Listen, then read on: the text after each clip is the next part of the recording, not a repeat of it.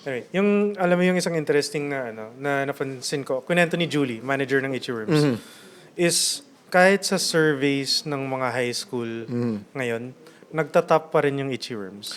I think that's very interesting and important kasi yun yung mahirap lagi as an artist, whether you're a celebrity, a host, an Whatever. actor, artist, banda for that matter. We've seen some of the really good ones come and go. Oo, parang one-hit wonders or parang may mainit ka tapos biglang nawala. Or for lack of a better term, yung tinatawag nilang shelf life.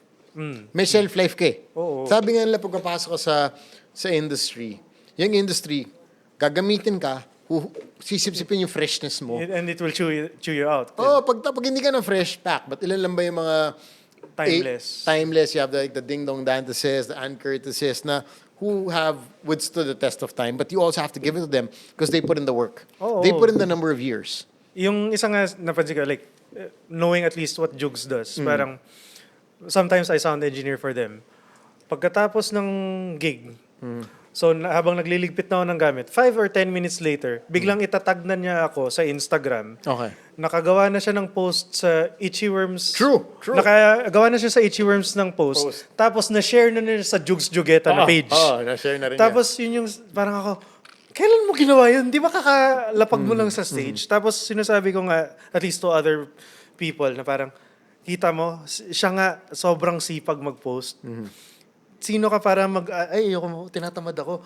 5 minutes, 10 minutes after he's off stage, nagawa na niya yun lahat. Then again, like I said, yun nga, going back to the bands, the artists, the tricky part of the industry is not, well, it's one thing to get there. Oh. But the hardest thing is staying there. Because everybody, not aside from the people who, of course, nandiyan yung mga ingitero, people want to take your spot whenever you're on top of your game. It's coming up with fresh ideas, reinventing yourself, diba? Okay, ito yung uso ng mga video formats ngayon. Ngayon, what's in do? 5 years, in 2 years, what's it Not gonna even be? in 2 years. Now, the game changes, I want to say, every 3 to 6 months. Correct. Gagaya ka ba? There was a time where I do a podcast with DJ Chacha. Yung, Lecheng Pag-ibig Lecheng to. Pag-ibig, yeah. And pinag-uusapan nga namin, there was a trend before na lahat ng influencers nag-unbox ng bagong bag, mamahaling bag. But that also faded away. Oh, I mean, it's not sustainable. I don't think it is. Oo, for one, yes. Number two, after you've unboxed so many bags, Sawa what's na next? sila. Sawa na yung mga tao. After all, at ilang beses na tayo sumikel sa curated posts. The Tapos, era na parang, hindi ko daw post if the picture is not Tapos biglang, meron naman yung super raw. raw. Balik tayo sa raw. Balik tayo sa raw. Oo. Tapos ngayon, I think pabalik ulit tayo dun sa curated, medyo... Gitna. Diba? So parang there's that cycle of, okay, ano yung, alin dito? Correct. What are we after? What do we want to do? And then I'm surprised sometimes that something that pinagtrabaho ko ng buong araw, inedit ko, scoring and all that, background music, would probably get 20,000 views or whatnot. Something that I shot with my wife na binidyohan ko lang. Yun yung ito ba yung sa airport? Yung my wife when she sees me? Oh, grabe. 55 million views sa Instagram, nakita ko. Parang, ang galing. Which was shot in a span of 10 seconds. Tapos, inilagyan mo lang na caption na parang... Bato sa ere. Boom. And I don't know, but I mean, I'm just saying this, but it's been used by telcos in London. It's been used by companies in Europe and whatnot. Sadly, I haven't figured out how to get paid for it. I mean, it's okay. But I'm just saying that sometimes you put so much thought, so much effort into something, which, yun nga, pros and cons eh. But going back to staying relevant, to being on top of your game, it really takes constant effort. Oh, it really does. I think, bato ko sa yung meron akong working theory dyan. Oh. Like, I'm sort of writing a book na parang sustainable careers for creatives. Very hard thing to talk about. So there are 3 main principles, I think. The first one is authenticity. Whatever you're doing, you should really love what it is. Otherwise, you parang mapapagod ka. So that's why you don't do TikTok trends na you're following or you're not putting some part of you there. There always has to be some part of you in everything that you do. So that's the first thing. The second thing is community. So whatever you do has to benefit the people you work for and the people you work with and your audience. So I don't believe in the word na parang this is what the algorithm wants. Change that true. to what does the audience want, and it makes much more sense. And then the last principle I would say is being consistent. So you can do something that's authentically you. You can do something that's for the community. But if you're not consistent about it, hindi ka rin tatagal. You can do something that's authentic and consistent, but if it's only self-serving, wala kang na-reach. If you're doing something that's consistent and just for community, that's what I would consider a sellout. Na parang, ay, ginagawa lang niya to para makiuso. So the intersection of those three principles or ideas is what I would say that's where you find a sustainable career. To make it commercially successful, you have to have luck. Oo And naman. yun na Like I yun. said, it's one thing to break the barrier, to get to become famous, have one viral video, or become a viral performer on Spotify. We have so many great artists already na doon talaga sumikat. Wala nang CD sales, wala nang ganito. Launch ng song sa Spotify, boom. The next thing you know, they are the biggest artists. And I myself minsan nagugulat na, let's say the first time I hosted for Dionela. Di ba? Sumabog. Sobrang, hindi mo alam kung sino siya. Exactly. And I'm gonna be very honest. I walked there, I was like, okay, Sam IG, ito yung script mo, ganyan, you're gonna introduce Dionela. Jonela pa nga pagkasabi ko eh. Hindi pa Dionela. Oo, hindi. Buti wala namang na, Nilapitan pa ako talaga ng manager. si Hannah. Diba? Hannah is the manager. Sabi niya, Sam, it's Dionela. Para lang kasi ang dami na okay, no worries. And it was crazy when I introduced them. I think this was the launch of an iPhone or something like that. I can't remember. Or a shoe, particularly. Nagwala yung mga tao. Tapos And ikaw, I was like, who the fuck did I just introduce? What Di mo the alam. fuck is going on? In your head, you probably introduced like Parokya ni Edgar or something like that. Exactly. Ganun yung response. vibe. Oh. So ako, parang, I sat my ass down and said, let me watch This guy. This guy. Bakit? There must be a reason why sobrang niyang pinalakpakan. And true enough, brilliant artist. Magaling kumanta. Very down to earth. I even went up to him backstage after the event. Sabi Si ko, Tim, di ba? Si Oo. Tim. Yeah, I haven't met him personally, but I know people around him. sabi ko, bro, ang galing mo. Hayop. Sabi ko, and I was very honest. I said, it's my first time to watch you and to hear about you. And I was very honest with that. Sabi ko, but pare, ang galing mo. And that's, I mean, it sometimes, yun nga, I believe in hard work mixing with luck. Totoo yun eh. Totoo yun. Na parang, you could be the hardest working person in the room, but without that stroke of luck, o hindi ka, you don't get that lucky break, so to speak. Minsan, ang hirap talaga. It gets frustrating. It gets tiring. Even yung sinasabi mo, consistency, post ka ng post, gawa ka ng content. Tapos pucha, doon ka pa rin sa 10 likes, 12 likes. It gets draining. Exactly. As a matter of fact, I do believe in taking those social media breaks if you need to. If you need to. If you need to.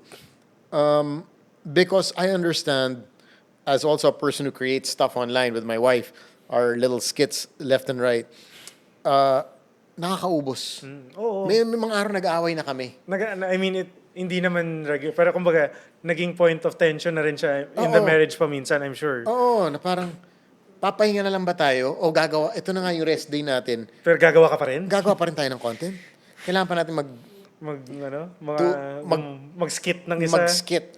And then I'll go back to what you said, diba? Do what you love. It's true. But a lot of people don't realize that even if you do what you love, there's also still that element of work. Exactly. So don't be surprised if you do what you love, but you still get tired. Because there's that saying that's super popular, do what you love, and you're not going to work a single day in your life. That's wrong. No, That's that is completely not wrong. True. Do what you love, yes. No, it is going to love you back, yes. It might not feel like work, but there are days where it is going to feel like It is work. gonna feel like work. You've known me for over probably 8-9 years, diba? Dharma pa lang ata. Nung one of the times na nag-UDD, tapos na ikaw yung host. Correct, diba? Tapos 10 years ago na nga yan. Oo. Ah.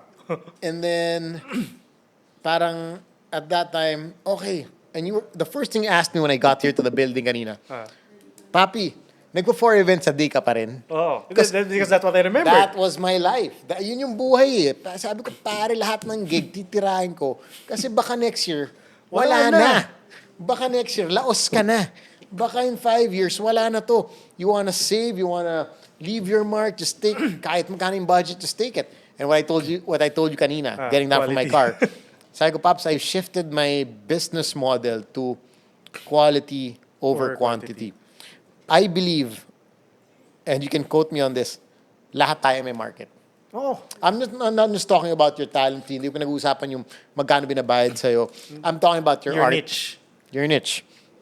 Ano ginagawa mo? Are you hosting a corporate gig? Are you hosting a wedding? Are you hosting a launch of an album? People will get you for what you bring to the table. For what you're best at. Correct. And that is your market. And admittedly, there are gigs you will not get. And that's okay. And that is okay. I was under the impression, at that time, of course, I was a lot younger, na, shit, kailangan ko kuhanin lahat. I'd feel bad when somebody would say na, sorry Sam, hindi mo na ko yung gig, we got somebody else. Tapos tatanungin mo, bakit? Bakit? Bakit di ko nakuha? Anong problema? Oo, ba't hindi ako? Anong problema? Diba? Hindi na ba ako relevant? Ganyan. And then I slowly realized that in creating your character, your image, your craft, that you will definitely hit a niche. And that's what you want to do. I think that's a great business plan or a great model. Na you can't please everyone, but you can please the people that know what they want. Like, building on that, there is one gig I know you will never be able to get as a host.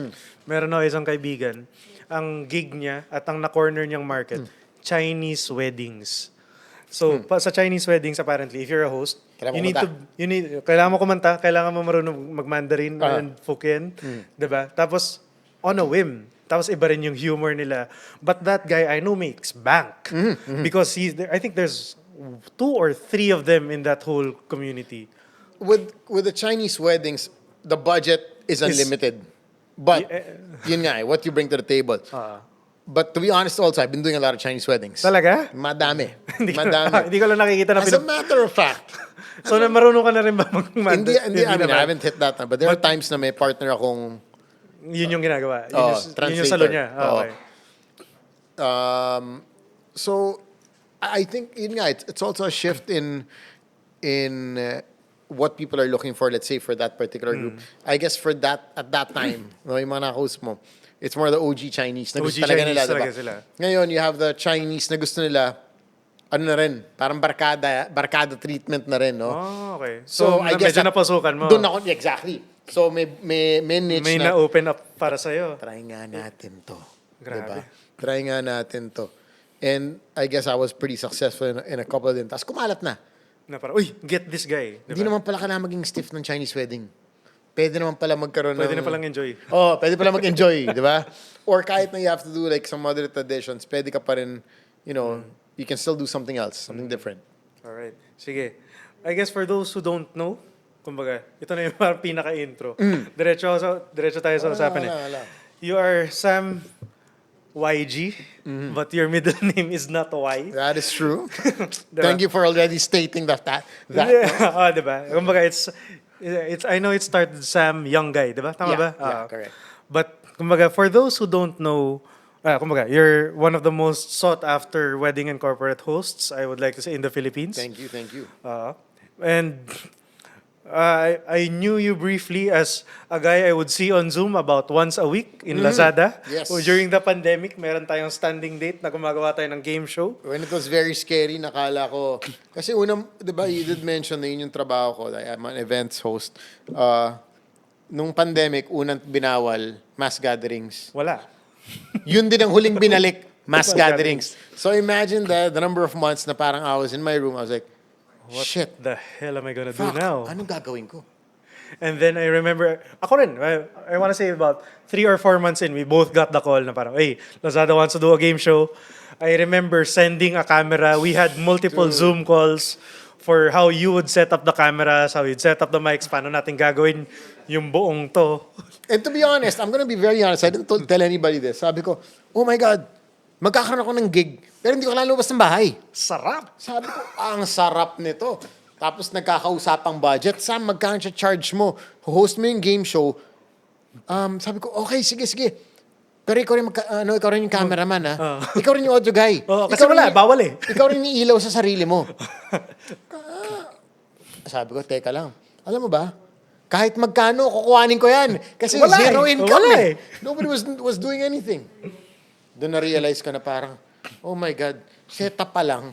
Pagod ka na. Hindi pa You would probably spend 20-30 minutes, That's diba? correct.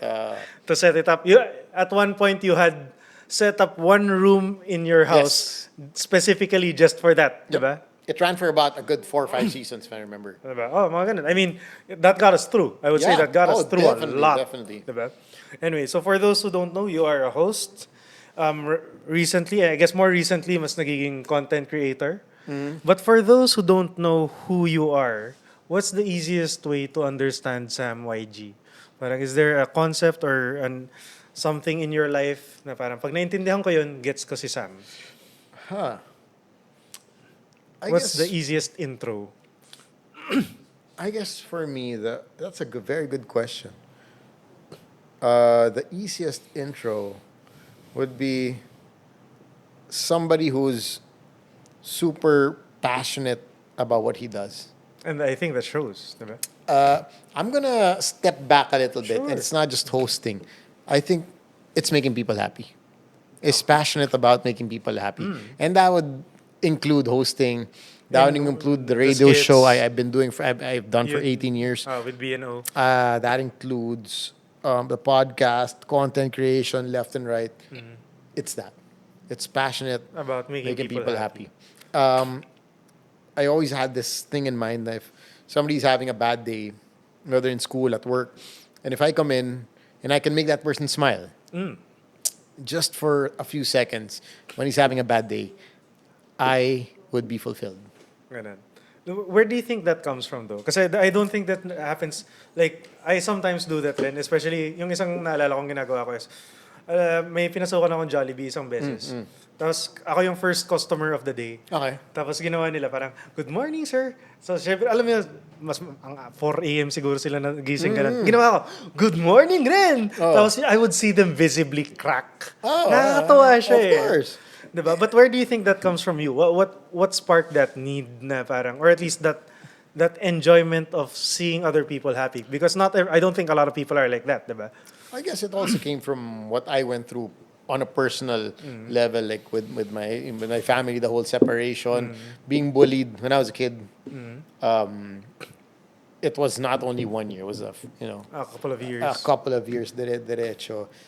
And when you're a bullied kid, you go home crying. You don't want to face anybody. You don't want to see anyone. And nobody understands. Why? Oh, but ka ganun, diba? You don't want to tell anyone that you... I mean, there's a sense of shame in being bullied, diba? Nakakaya. And bakit ako bullied? Bakit? Kasi Bombay ako. That was the only reason. And the notion, I don't know, the whole joke that time, pag Bombay, mabaho, amoy sibuyas, nagpa 5-6, yun lang. And these are words, these are things that I heard over and over and over again. It was practically parang pinapako sa ulo ko. I remember my mom got me a new basketball. I was in 3rd grade. Hindi ko alam, eto sa buhay, minsan makakalimutan mo pa yung yung mga may ginawang mabuti sa'yo. Pero yung mga may kasalanan sa'yo, naalala mo talaga. Pucha, hindi mo sila mga kasalanan. Ay, hindi mo sila makakalimutan. I remember yung nag-bully sa akin nung parang grade 4 ako. Oh my God, tinawagan niya ako to host his wedding. This was year 2010. Okay, but did you accept the gig? I accepted the gig, but I was like, puta bilog ang mundo. Diba? Parang full circle. Full circle. Like, what the fuck? And I was just thinking, naalala ba ng tao to? I don't think he even remembers. I don't think he remembers. I of course met with him, met with his fiance at that time. Ako, pucha, hindi mo lang niya naalala. You brought it up. You brought it up na parang, hey, you remember? Hindi na. Kasi sa akin, of no consequence, of no value. Value eh. Pero sabi ko, tangina, hindi niya naalala na siya yung nag-bully sa akin nung grade 4 ako. Solid. There were so many days that I went home crying because of this guy. But you hosted his wedding. And then there was a time, going back to the basketball story, my mom got me a basketball na bago. Ano ba, uso pa natin, Wilson di ba? Wilson na Wilson. bago, tapos pag leather yung basketball mo, medyo sikat. I remember some kids taking my basketball, naglaro sila nung recess. Tapos ako lumapit, sabi ko, pwede ba ako sumali? Akin Pero yung basketball bola. mo yung ano? Basketball ko. Hindi ka pwede sumali. Bakit? Bombay ka eh. This was grade school. Grade Yeah, school? and that scars you. Oh, as a I'm kid, sure it does. as a kid.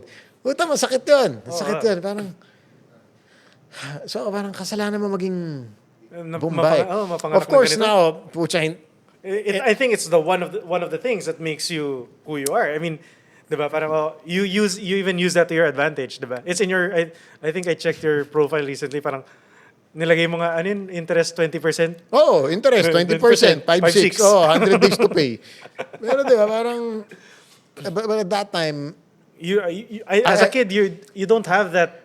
Parang it's so hard to reframe that into a positive, di ba? so to answer your question, I think it stems from that na parang I don't want kids, people to go through that experience.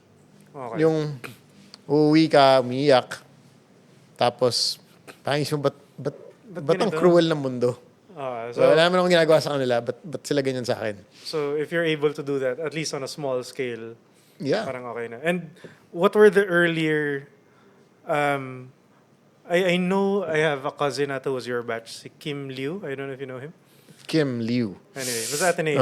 Okay. Anyway, basta I remember in telling me stories that even as early on as college, you were already hosting Yeah. a lot of org events. But was that like where it really started na parang just trying to make people laugh or trying to make people happy? I was never planning to be a host. Ah, Never. High school pa lang gusto ko maging lawyer.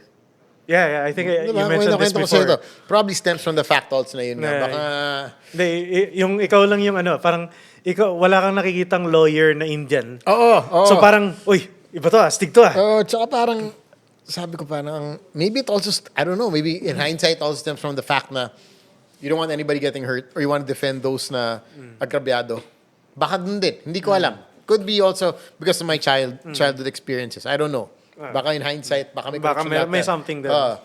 So that's what I wanted to be. Yung pa host sa mga college orgs it just came about kasi mag-host ako sige game. Blue Bubble ako nun. So, there's a lot naman ng bubble bibo eh. Yun nga, tsaka makapalang muka. Diba, paharapin mo ako dyan, willing ako gawin niya. Kasi napahiya na ako sa school. Wala na ako yung ibang gagawin. So, I'm curious how you make that transition though, from being bullied to putting yourself out there. I think that's a very huge leap, especially for, kumbaga, if you're going through that at a young age. I think it happened around third year high school. Okay. So, yun nga, patuloy pa rin yung bullying. It didn't stop high school, first year, second year. And then there was a time na parang, I don't know who I watched or maybe I visited India that summer. And I got back and I started doing the Indian accent. Just for fun. Just for fun. Tapos tawan-tawa yung mga tao. So you would lean into the thing that they actually bullied you for. Correct. So, parang turned pain into power. And I was like, okay, it's not bad. It's not bad being Bombay after all, you know. If you can make somebody's day because out of being Bombay, why not? So ganun. So you really leaned into that. Yeah, and at that time, parang yun yan, dami natatawa. So, sabi ko, I developed that accent. Ginagawa ko siya pag mga, pag mga inuman sa bahay, gagawin ko. And then finally, college came. I used to host nga mga Org events and whatnot. And then, third year, there was a magic event sa Ateneo. Tapos sabi nila, do you want to be a campus patroller? Si Tony, di ba, yung nag-invite sa'yo? Yes. Sabi niya, okay. Sabi ko, okay. Tapos pinagpasok ko he trained me to be a campus patroller. At that time, we just read school events, diba? Assumption will be having their fair, Feb 24 to 25 at the school grounds. There are going to be concerts, ganyan. Itchy worms are going to be there, ganyan. So we'll see you there. That's all you read every hour. And done. So, and then the whole 99.5 RT came. They asked me if I wanted to be a radio DJ. Pero ang catching shift ko, midnight to 3 in the morning every day. But that's how you start. Diba? Parang, Most kumbaga, people will do the graveyard shifts, Oo, diba? foot in the door eh. Di ba? Ang sweldo, 7,500 a month. Ilang days yun. 6 days a week, Monday to Saturday. So, that's a full, kumbaga, No, I mean, 3 hours a day. So I go to school in the morning, do radio at night. And then that's when there was just a moment I remember that made me realize, shit, I'm actually touching people's lives already. This happened, I think, circa 2005 when I got a call. This is at 1:30 in the morning. As a DJ before, hindi kami masalita. Hindi naman uso yung talk shows dati. Pag DJ ka, you play a song. you just intro the song. This song is by Gin Blossoms. Correct, So, diba? Justin Bieber's new single, it's called, diba? Ganyan. Peaches, right here, 99.5 RT, Bam. You had a minute to talk. So anyway, I take calls while the song's playing.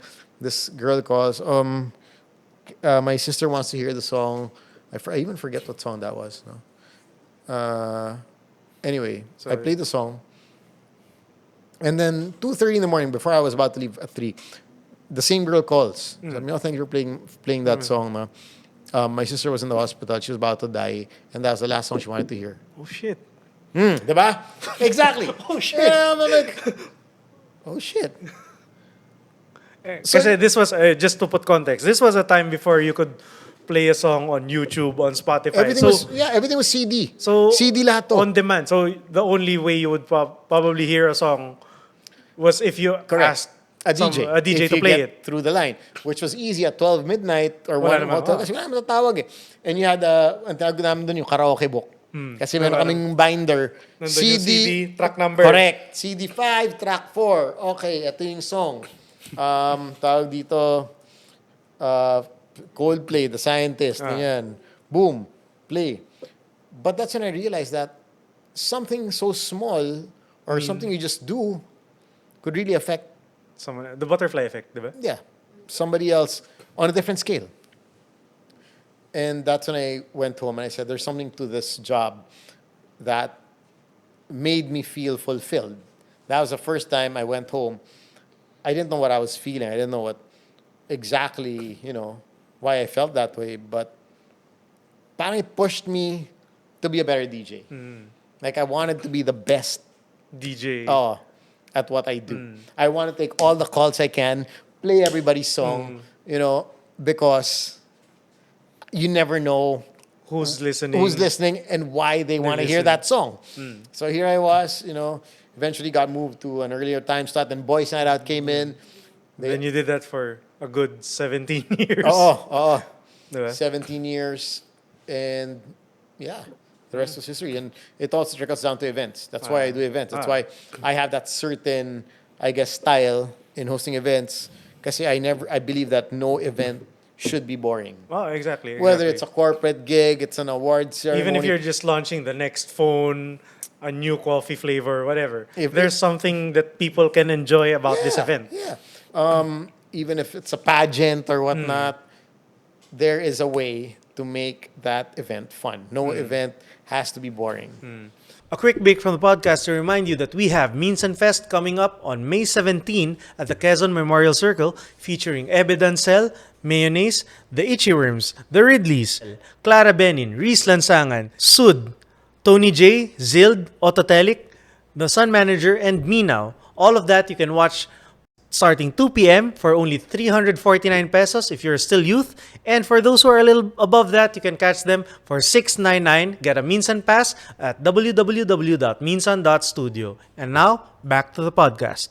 Share ko lang yung yung similar experience ko of that moment where I wanted to do like sound mixing in particular really well. Na parang, I remember I was mixing UDD. They were the front act for the XX. Yes, I remember. NBC 10 pa yata. NBC 10, yeah. Ganun. So, naedad na halata yung age natin. Delete na lang natin yung part na yun, guys. No? Anyway, so we were the front act. So UDD was front act for the XX. I was a sound engineer.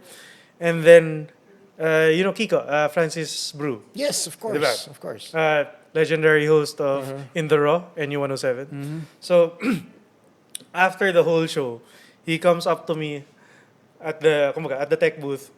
I like to hang out there even after I'm mixing Dharma. And then he says, alam mo, Chong, mas maganda pa yung tunog niya sa Dharma. Mas maganda pa yung tunog ng Dharma kaysa the XX.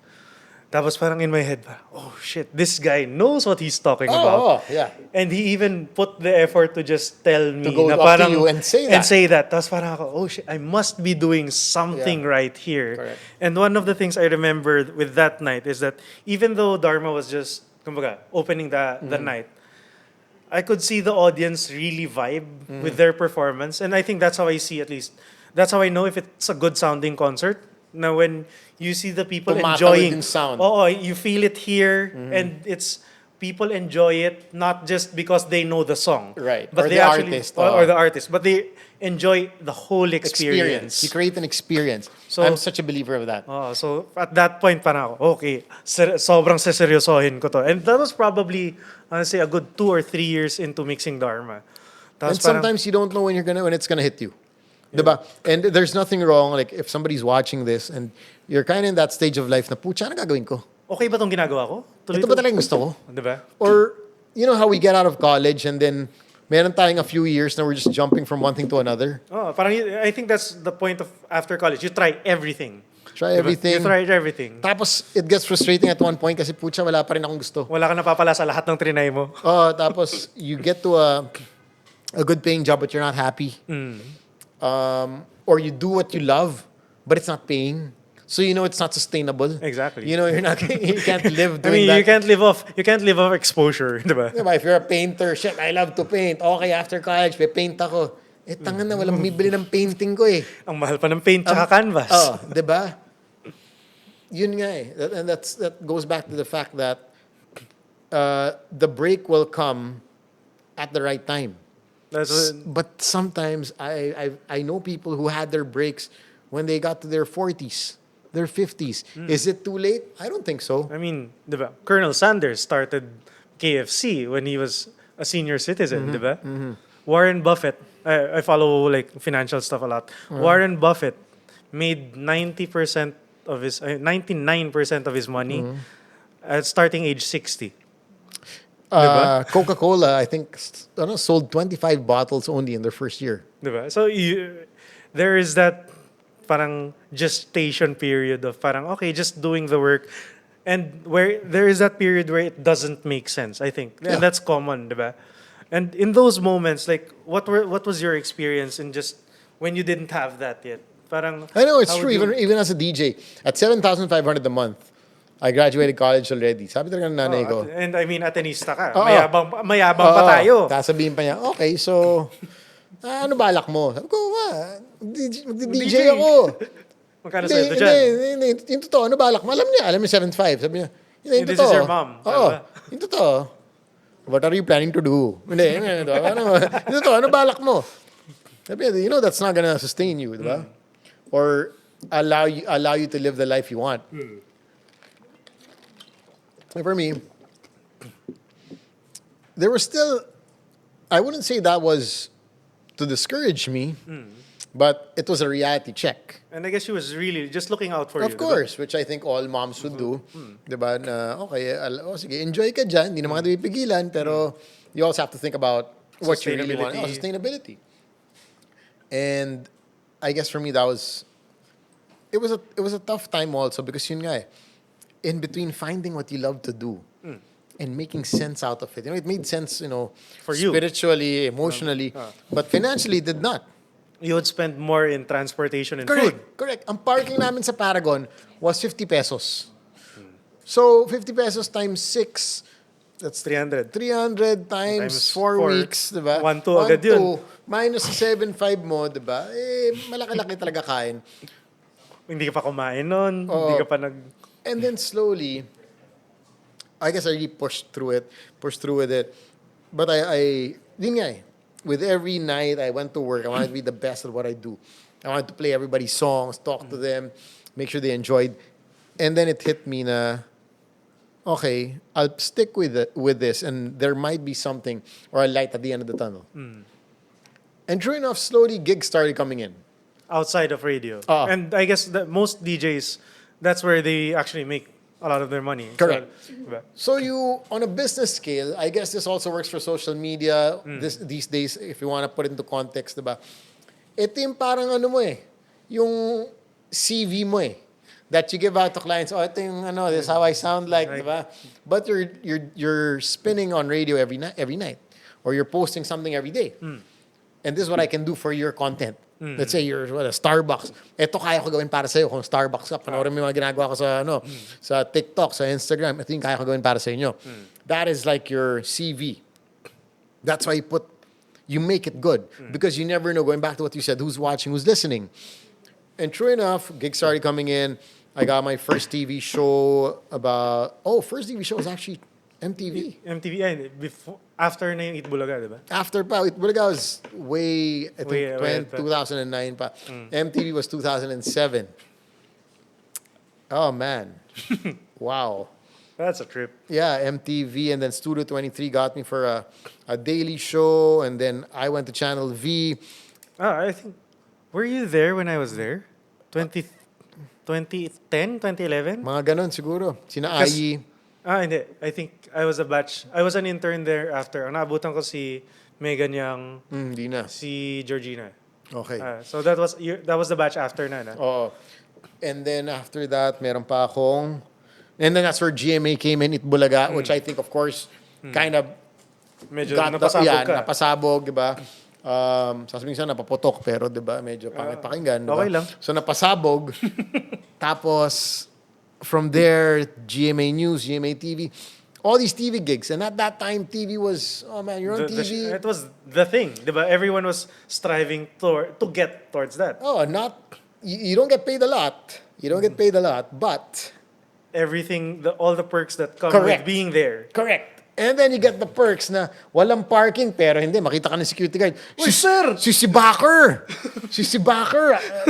Okay, tabi natin yung cone. Park ka dito, sir.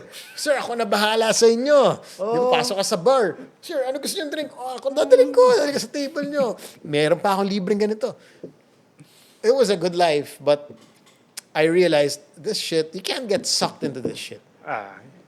You can't get sucked into this. I think that's, kumbaga, being a celebrity is different from being a creative. And I think a lot of people confuse those two. Correct. And I think that's one thing that I actually, because I see both your posts on your public page and like on your Facebook, I see you actually, you're one of the few people I find that toe that line really well. Na parang you put yourself out there just enough so that people know who you are. At the same time, you keep enough of it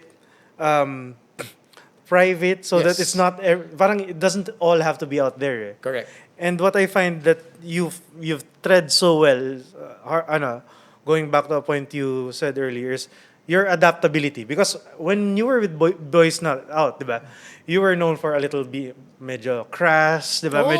Kasi medyo crass talaga. Bastusan talaga. I think we really pushed the envelope of radio, of Philippine radio. Talaga. Diba? Parang umabot mo sa point, na every night, boys night at kung hindi ka nakikinig, parang hindi mo alam anong nangyayari. Oh, exactly. And then like, just a simple scroll on your social media feed would see na parang, oh, this guy's married. He's doing content that's very relatable to those who are also married, diba? So parang, I think that where did that adaptability come from? Is it something you were conscious or it's just naturally na trip nyo talagang gawin? Because with BNO, you would always get the topic of the day, what's hot. There was no script. Yeah. Kung ano yung trip nyo, yun yung pag-uusapan nyo eh. I think with a lot of people would say, I remember before getting married, huwag ka magpapakasal. Yun, kasi pag nagpakasal ka, hindi ka na nakakatawa. Number one yun, diba? Things will change, diba? Hindi ka na nakakatawa. Tapos, I think you mentioned that, or I probably read it somewhere, but that I remember that was one thing a lot of people said. Tama yeah. ba? Tsaka, I remember people would always say, huwag kang papakasal. Kasi it'll tie you down. Diba? You can't do things you want to do in life. So, I'm not saying I'm the anti-theory of that. No, but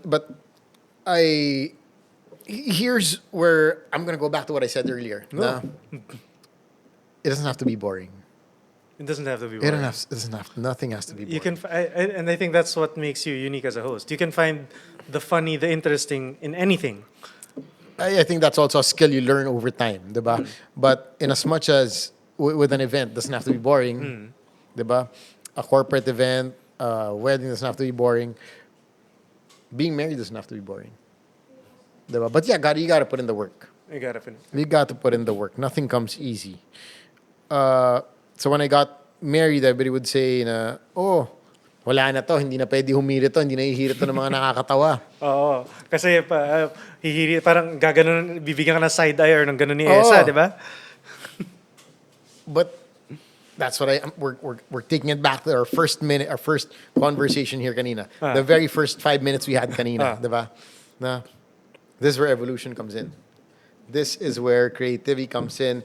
This is where you evolve as an artist, as a person, and as, I guess, as a talent, a creative, diba? Okay, this is, let's say dati, wala naman 3 points sa basketball eh. Wala naman. Diba? Diba? Nilagay lang yung 3-point line.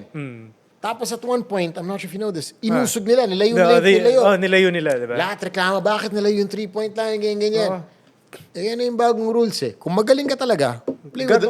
Adjust ka. Adjust ka. Diba? Eh, yan na yung rules eh. Diba? Yan na yung bagong setup natin eh. Adjust ka. Diba? Would you ever hear Michael Jordan or Kobe say na, parang, ba't nyo ginalaw? ayoko na maglaro. Inusog niyo yung 3-point line eh. You guys, move the 3-point line. Fuck this shit. I ain't play no more. Diba? No. Hell no. Diba? They would put in the work, adjust to the new rules, Correct. and dominate. Diba? And dominate. And be the best still in the game. And I always had that mentality, I guess, na, okay, throw me into any situation or any room, and I want to come out the best in that arena, in that room.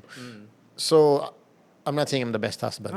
Para lang malinaw. No? Para lang Actually, disclaimer lang, might be the Esa. opposite, no? Disclaimer lang. Not the best ko na yung husband. sing-sing ko. Hinawa ko na yung mga sing-sing ko. Might actually be the opposite, no? But what I'm saying is, when it comes to creating content or, being entertaining, I drew inspiration from that. And then I started looking at things na, okay, ano ba talaga nangyayari pag may asawa ka?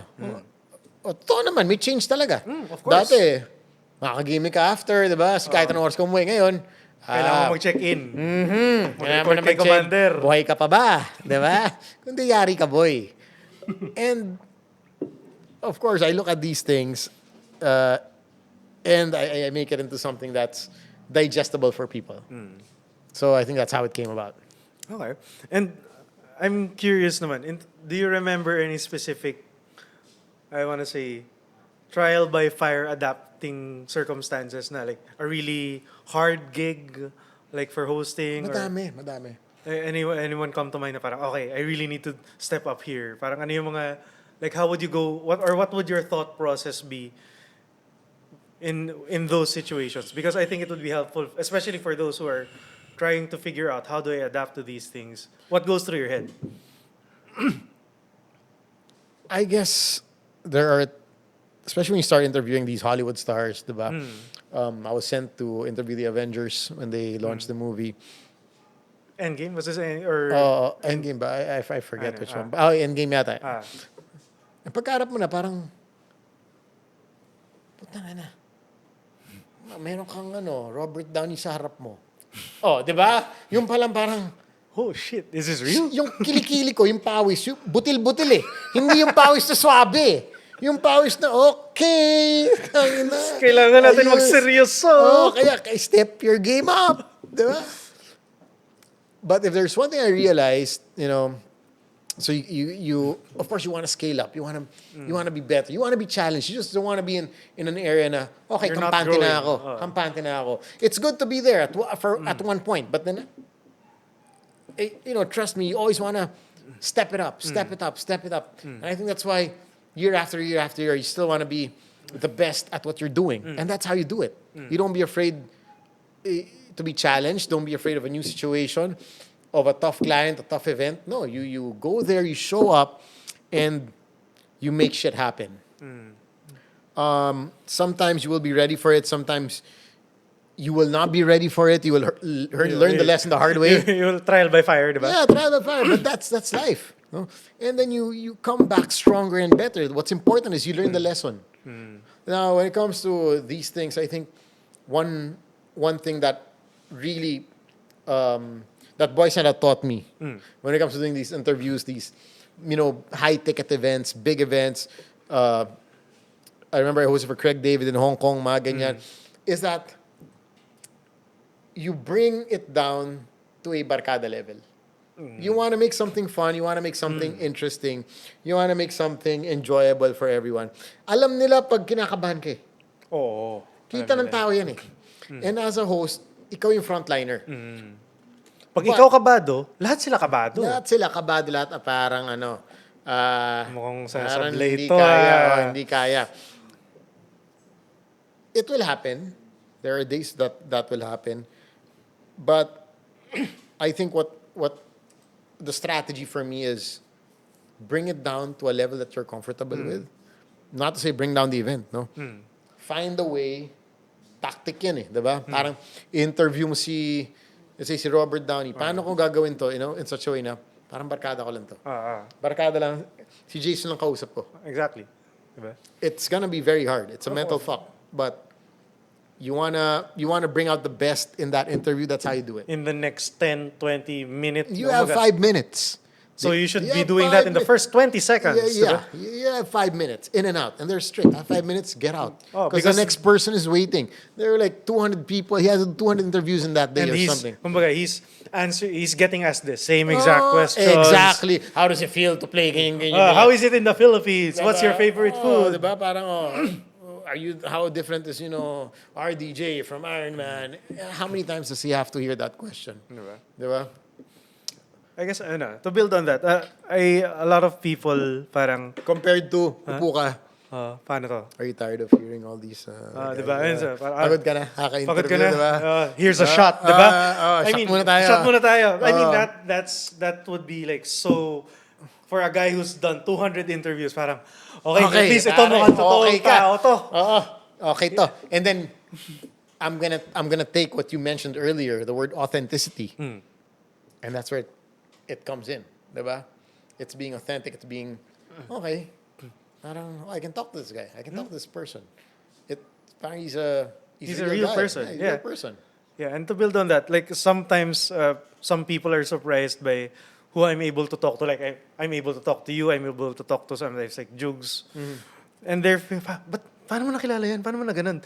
What I always say to them is just treat them like a normal person. Because if you treat them like they're a star, yun nga, lalabas yung parang, nanliliit ka, di ba? But if I treat you like, this is just Sam, parang, kumusta ka? What's happening, di ba? And I don't think a lot of people, the more comfortable you are in your own skin, it shows eh. The True, conversation becomes natural. It doesn't become easy. I mean, it becomes easy. It doesn't become hard, di ba? Meron din naman mga taong pa-star talaga. Meron They'll make talaga. you feel na interviewee ka lang. Huwag mo ako inaano. Diba? What do you Gusto do in mo those mag-mention situations? Mag-mention ako ng names? Okay lang. Joke lang. But, so what would you do then in those situations? Wala. I mean, of course, like I said, I try to bring everybody in a comfortable space, comfortable situation. Even if there are 25,000 people in an arena, I would make everybody feel na parang, nandito tayo para mag-enjoy, okay? Hindi, alam mo, kahit nasa GA ka nakaupo, kahit nasa VIP ka nakaupo, pero we're all one crowd here, one audience here, and we're here to enjoy. Going back, I think, yun nga, it's also important na to recognize that hindi ka rin, like when I met you, diba? You also have to realize that ikaw yung frontliner or you're doing a certain job, but it really takes an entire team. It's a village. It's a village. I mean, And just you diba? have to respect every single person on the team. Because, sabihin mo, yung isa lang nagkabit ng LED, background, hindi niya ginawa trabaho niya na maayos, hindi na shoot mabuti yung LED. It will disrupt a lot of things. Diba? It eats up everyone's time. Galit diba? director, galit audio, kahit wala kulang connection sa audio yun, di ba? So, everybody has a role to play. And you have to respect and recognize that each role is important. Without each and everyone there, that show would not be where it is or would not be successful. I mean, like even this podcast we're shooting, this is this is essentially out of our training program, wherein we ask people to help out and produce a podcast so they can actually try out to do the work. And one of the things I always say is, skills can only get you so far in this Yeah, industry. true, As in, I've seen endorsements go poof dahil tinaraya nung talent Yep. yung agency. But I've seen the opposite where, kumbaga, TV networks said, "Di, wag yung artista na yan. Kunin mo to kasi siya yung mabait, siya yung madaling katrabaho." Galing katrabaho niyan. Diba? So, I mean, that's one of the reasons I'm sure that you ended up hosting Lazada, guess it, for 4, 5 seasons. Kasi, in her, si Sam na lang please, ang dali niyang katrabaho. Diba? We were telling the agency that on our side. Na parang, okay, pwede bang si Sam na lang? When we would hear na parang, ay, may tatry daw ibang host. Tapos, we would collectively groan. Parang, ito na naman tayo. Diba? But having that na parang okay madali kang katrabaho and having the basic skills to be able to do the job well, that gets you a whole lot of places in this industry, diba? And also, I think it's like you said, as you know, the director or the person behind the scenes, it also creates harmony for everyone, diba? Then work, even if it's work, diba? Sinasabi na para kami naglalaro. Exactly. And then you enter that arena na parang it gets to, like, I'd use Boys and Rat as the perfect example of that. We go to work every night, 4 days a week, 4 na oras. We've been talking shit for 17 17 years, 4 hours a day, talking shit. And that happens, that's really a magical connection because everybody knows their role, diba? It's everybody becomes a team player. Walang mas sikat kesa dito. Alam natin gagawin natin. I'm curious though, were there times that you even forgot na parang you were on air, parang nagkikentuhan na lang kayo? Marami. Marami. Parang in those moments, parang what are you guys thinking? And I would even imagine na after the shows, gusto nyo pa magkwentuhan lang, di ba? Paminsan. Yeah, may ganun. Sometimes we hang out, we chill, and I think that's where the bond is created. Because it's not just work; it transcends work. I'm not saying you bonded everyone or whatnot, but you take time to know the people you work with, and that's why I guess I know pretty much 90% of the event organizers in the Philippines. Yeah, because I know you're very nice. We've worked a couple of times before, di ba? From director to cameraman To to PA, you would say hi. You would say, kumusta? Alam nila kahit yung cameraman, hindi na kailangan sabihin ng director. Siya na magsabi, Samuel G, dito ka lang kasi. Alam niyang, kaya niya sabihin sa akin yun. Hindi ako yung parang, Ba't mo ako kinakausap? Ba't mo kinakausap? Ba't ka ganyan? Never. So, you treat everybody well. You have to, I'm gonna go back to the fact that, I guess every band, Tinechi wants to say that also, everybody, in kakabit ng audio nyo would affect the way you sound. Everything. And one of the things I actually noticed is that some of the longest standing bands in the Philippines, I always say, tignan mo yan, una yung barkada kaysa banda. Like, if you look at Parokya ni Edgar, barkada yan. If you look at Itchy Worms, I'm sure you've hung out backstage with them while waiting for a gig. Puro tawanan lang yan, puro gaguhan lang yan, di ba? Oh. And you have to realize na in this industry, there's so much downtime na kayo-kayo lang magkasama. Pag hindi mo gusto yung kasama mo, Mahirap yan. mahirap na industriya. I mean, unless the pay is really fucking good. Paka-eraser heads ka. We're not friends, but we make a lot of money. No, but I know recently they become okay na mas sila. mas nagkakaibigan na sila. Pero 'di ba, that's part of my idea nga na community. It's part of what keeps you sustainable because you can't, even you as a solo host, they see you as an individual there, but they don't know that there are 5, 10 event coordinators who will push. Kunin natin si Sam. There are audio guys na parang, okay, si Sam YG yung host natin, hindi ko na siya kailangan i-brief tungkol sa microphone, mga ganon. Alam na yan. Diba? So it's that sort of village, that sort of dynamic that really just gets you a long way. And I guess it's just a little more pronounced the more technical your work. But even as a host, diba, it's the same thing. True. What's one thing I think that's you learned specific to hosting or content creation that you think a lot of people would benefit from? That's not just people in hosting. Kumbaga, if I applied this to most or if not all of my life, it would be beneficial. Reinvention. I'd go back to that. Reinvention. Whatever Always. industry you're in, whether you're, in the, a bank, consumer product type of thing, or a tumbler. Jesus Christ, how many times have tumblers been reinvented? Diba? Ito, binili ng asawa ko, may double lock system. Meron na may straw na no spill, pero may straw. Pero hindi, parang pangalan Brewman or something. I haven't tried. Bruja, some shit like that. The tumbler na lang, pare. Tumbler. The tumblers have been reinvented so many times. Anti-slip, di ba? Tanga na, kulang lang, subukan ka ng tubig, di ba? May lagyan mo ng AI. Oo, diba? I'm sure there's probably an AI tumbler that will Meron say, ng tumbler na nagsasabi na kailangan uminom ka na. ng tubig. Reinvention. Classic story that I say. read about was what happened to Kodak. 1997. Everybody was, using Kodaks. 90s. Mga 90s tapos- babies tayo. Picture. Dali mo sa grocery, develop, whatever. Yeah, mahal pa developing. Oh. Ito na yung pictures. Para sa mga para sa mga Gen Z, Fuji. dati, Wala, Fuji pa nga. Parang third class lang si Fuji, di ba? Kodak yun. Kodak was the number shit. one. Kodak was the shit. Tapos, sino ba next? Canon. Probably Canon. And Basta then, Fuji was parang kung wala kang budget, Fuji. At that time. Ngayon, boom.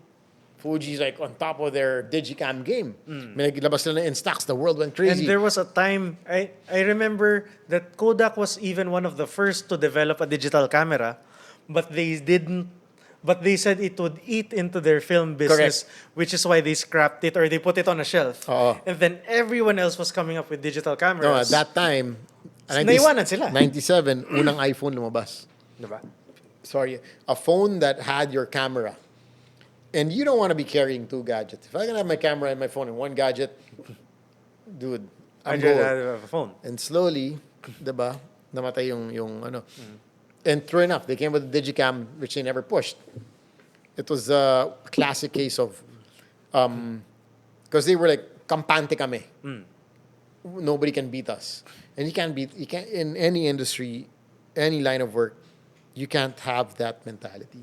You can have it for a while. I'm not saying do not have that. Have it for a while. But you have to get your feet back on the ground. And if you want to be on top of the game over and over again, you want to transcend, you want to, be like that for years and years, then you put in the work. You don't stop putting in the work. And then you don't stop learning, Innovating, reinventing. Teka, medyo naluma na ako. Itong content ko medyo parang gasgas na. Ano na pwede ko gawing bago? Diba? Do I do skits? Do I do videos? And that's exactly what short we were films? talking about before we rolled. Diba? Diba? Do I do that? Or puro ako video? Should I start doing photos? Should I try TikTok? Or Diba? should I do like voiceovers lang ba? Try something new, diba? Diba? You never know. I talked to you about doing TikToks about hosting 101. Should I start doing that? And then you asked me a good question. Is that what you really want to do? Is that the direction that you want to drive to? Or drive at? Or if you're gonna do it in a way that's you. Not na parang, this is Sam, Correct. this is hosting 101, diba? How There's do you a version- connect, there's how do a you connect version to of the that audience, for diba? you. Correct. How do you put your flavor? And that's what I always tell people. When I give talks, when people ask me for advice, it's to always put your signature on things. Diba? Yung signature, it was created kasi pag pinirmahan mo, Ikaw na yun. ako yun. Diba? Pinirmahan Walang ko yan. walang iba yun eh. Walang ibang makakapirma para sa'yo. May kontrata, invalid yung contract pag hindi ko pinirma. So, what is your signature? Diba? What is your signature move? What makes you who you are? There could be a million hosts, a million directors, a million tech audio guys out there, but how will people know, pucha, teka, Si Sam to si Jason gumawa nito. Imposibleng, imposibleng hindi si Jason gumawa nito. kung hindi man siya sobrang galing ng taong gumawa nito, or meron siyang style na siya lang. What would be your, I guess, quick advice in finding that signature? Because what I say to most people is actually just get a lot of input from things you actually like. So if you're music, listen to who you like. If you're listening to an artist, listen to who they're listening to, and then grab inspiration from everywhere you can. But always try to introspect. What do I like about this? What do I don't like about this? But I guess for you, how did you find your voice? I think for me it was, yun nga, going back to the roots, what made me feel fulfilled. Diba? It was making other people happy. Oh, like, yun nga, I could be like any other host. I could host like any other event. read off the script. Anybody can read off the script. But once you put in your anecdotes, your hirits, ganyan, your jokes, because why do I want to do that? Because I want to see people smile. Diba? And wala na, hindi na kaya isulat ng scriptwriter yan eh. Oh, hindi talaga. Yung sulat ng scriptwriter sa, okay, up next would be the general manager of ganyan, ganyan, ganyan. Yan, susulat nila. Pero yung lalagay mo sa gitna nun, ano yung hirit na ilalagay mo? hindi na nila kaya isulat yun. Oh, and it won't sound authentic if they can try. Correct. But at the end of the day, it has to filter through you. And then I could read the script and I'm looking at the audience. Nag-i-enjoy ba sila? Pag nakikita ko hindi sila nag-i-enjoy, hindi rin ako nag-i-enjoy. Alright. Sige. We have a couple of closing traditions here at the podcast. The first one is the last guest actually leaves a question for you without knowing who it is. So this question comes from Mario Benipayo, who used to be the sound engineer for River Maya, and he owns a audio distribution company now. His question is, high school or college, which molded you to who you are now? Which molded you more, I guess? High school or college? And why? I guess high school was a turning point, but the mold was college. High school, I mentioned bakit nagka-turning point, diba? That whole time when I came back from India. Doing the Indian accent. Oh, that was my, that was a parang light bulb eh. Boom! Pwede pala. Pwede to. But the molding came in college already. Kasi that's where you interact with a lot of people. That's where you test it out and you fine-tune it. And that's molding. All right. Sige. And in keeping with that tradition, maybe you could write a question for the next guest without knowing who it is. Sulat mo and then just sign your name. Ikaw bahala kung anong gusto mong itanong.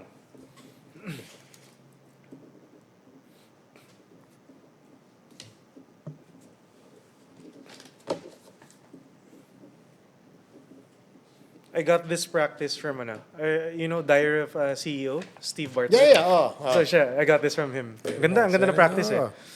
Anyway, sige. Wow. Okay, interesting. Sometimes you forget. So you forget, based on that question, I'm not going to say what the question is, but sometimes there are things you forget. All right. As you go along, things get busy, things get too hectic. You get tired, you get frustrated. It's good to go back to your why. Yeah. All right. Question. And then the last question, because we at Minsan Studio love music, we make a playlist based on our guests. So by any criteria of your choosing, what's the song you would want to add to that playlist? The only question we ask is why that song? Oh man, I guess I straight up say Punjabi MC. Kita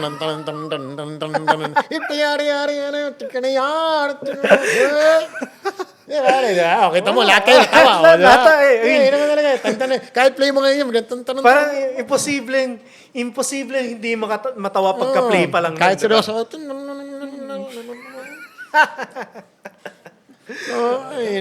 So, I think that would be, I think that's the best summation of who Sam YG is. Boom, mic drop. All right. Thanks, Sam. Thank you, bro. Thanks, guys. Sobrang na-appreciate ko yan. Salamat.